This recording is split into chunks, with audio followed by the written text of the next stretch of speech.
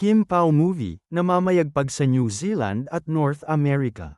Kim at Paulo, frontliner sa ABS-CBN Ball 2025.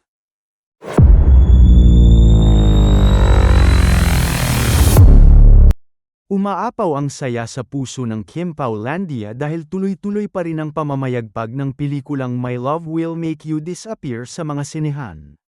Sa latest na pabida ng Kim Pao fanatics sa X, ibinalandra ng mga ito ang nasabing movie ni Kim Chiu at Paulo Avellino na humakat na raw ng halos $11,000 na kita nitong mga nakalipas na weekend sa New Zealand.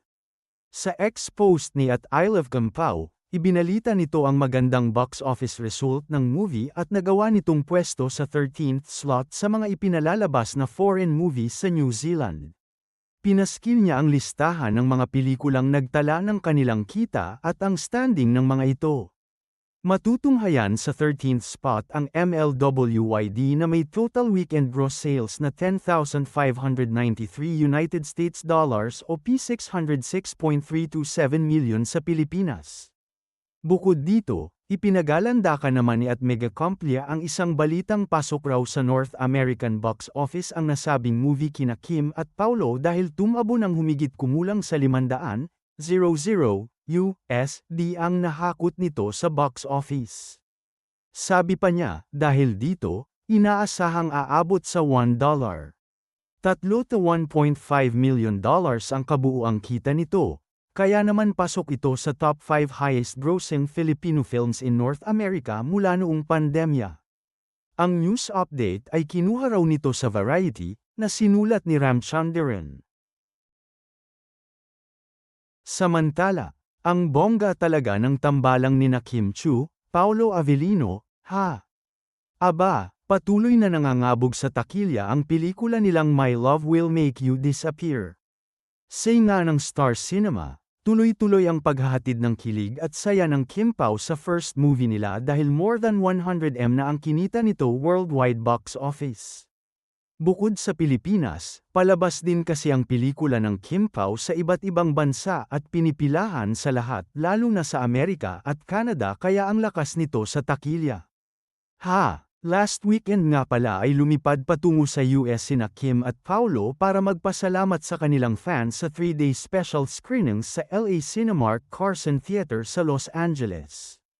At heto pa, pinarangalan ng California Legislature Assembly sina Kim at Paulo ng Certificates of Recognition para sa kanilang kontribusyon sa mundo ng sining at ang kanilang patuloy na pagsulong ng Asian Artistic Excellence o galing ng mga Asyano sa buong mundo. Ang bongga rin ng Kim Pao dahil nakatakda rin silang pumunta ng Middle East sa isang espesyal na meet and greet naman sa Real Cinemas Dubai Mall on April 12 and 13. Anyway, inaasahang magiging biggest hit ang pelikulang My Love Will Make You Disappear ngayong 2025. Siyempre, marami ring Kim Pao fans ang umaasang masusundan pa ang first movie together nina Kim at Paulo, ha?